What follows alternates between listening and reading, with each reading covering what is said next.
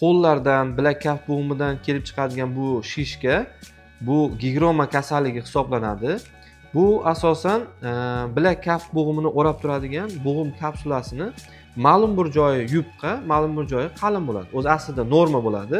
Bu yosh qizlarda yoki bo'lmasam nagruzka bilan ishlamagan insonlarda kapsulasini ma'lum bir joyi qalin, ma'lum bir joyi yupqa bo'ladi. U insonlar og'ir mehnat qilganda, ya'ni xamir qorganda yoki bo'lmasam biron xil kuchli og'ir bilak kaf bo'g'imiga og'ir yuklamani bergan vaqtda bo'g'imdagi suyuqlik o'sha sohadan shishib chiqadi. Asosan ko'p uchraydi birinchi barmoq sohasida.